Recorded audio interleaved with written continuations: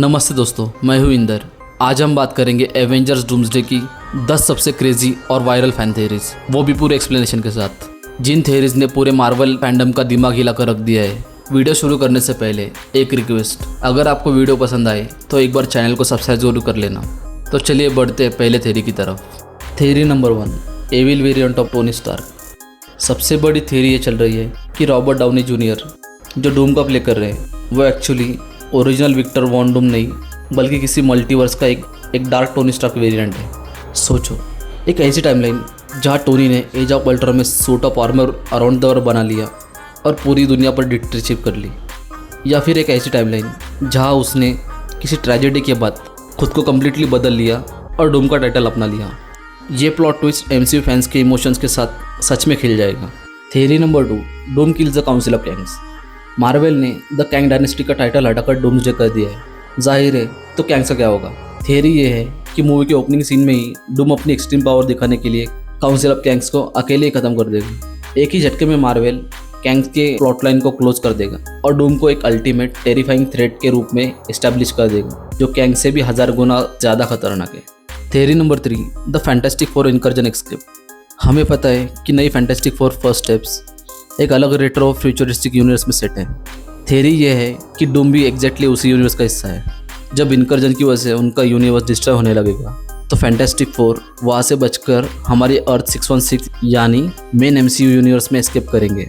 उनके पीछे पीछे डूम भी अर्थ 616 में आ जाएगा अपना रिवेंज लेने और इस यूनिवर्स को डोमिनेट करने। Theory number 4, Steve Rogers breaks the universe. जब Steve Rogers Avengers Endgame में टाइम ट्रैवल करके पेगी कार्टर के पास गया था, उसने सिर्फ रूल्स बेंड नहीं किया बल्कि मल्टीवर्स की टाइमलाइन को पूरी तरह से तोड़ दिया।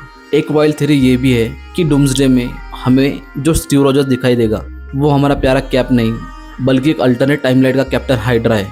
उसके टाइम ट्रैवल वाले सेल्फ सेंटर्ड डिसीजन ने एक ऐसी इंस्टेबिलिटी क्रिएट की है जिसका फ़ायदा उठाकर ये एविल कैप डायरेक्टली डूम के साथ अलाइ बन जाएगा।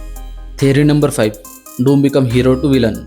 ये थ्योरी कहती है कि एवेंजर्स डूम्सडे के स्टार्ट में डूम एक्चुअली एक विलन की तरह नहीं, बल्कि मल्टीवर्स की प्रॉब्लम सॉल्व करने वाले एक हीरो के रूप में आएगा, क्योंकि उसकी शक्ल बिल्कुल टोनी स्टार्क जैसी है। बचे हुए एवेंजर्स और स्पेशली पीटर पार्कर उस पर पूरी तरह ट्रस्ट कर लेंगे। डूम इस इमोशनल ट्रस्ट का फ़ायदा उठाएगा और यूनिवर्स को बचाने के बहाने सबको मैनिपुलेट करके अपने आप को मल्टीवर्स का सुप्रीम रूलर यानी गॉड एम्परर घोषित कर देगा।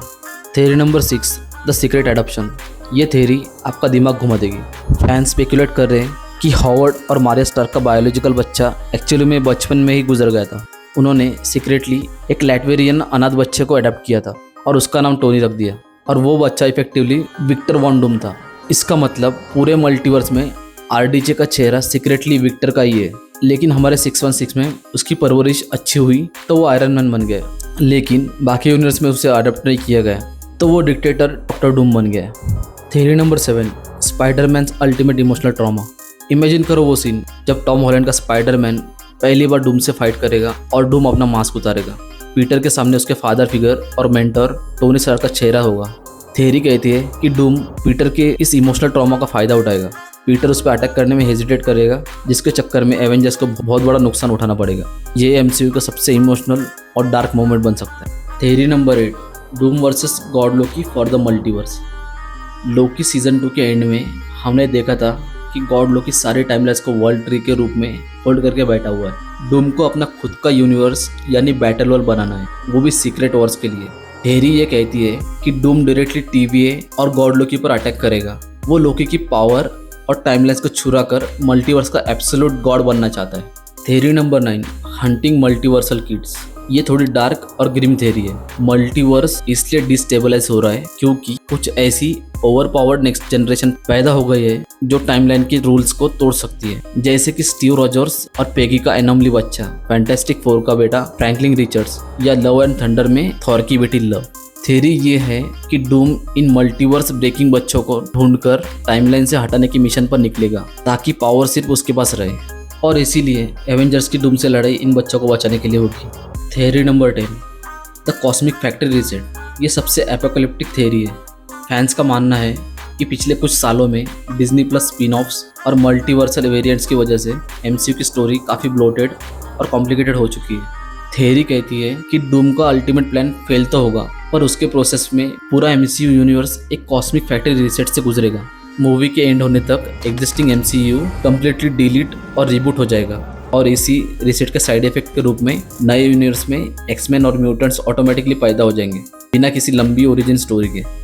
अगर आपको ये 10 क्रेजी फैन थ्योरीज पसंद आई हो तो वीडियो को एक बार लाइक करें और मेरे चैनल को सब्सक्राइब करें। तो चलिए मिलते हैं अगले वीडियो में, तब तक के लिए जय हिंद।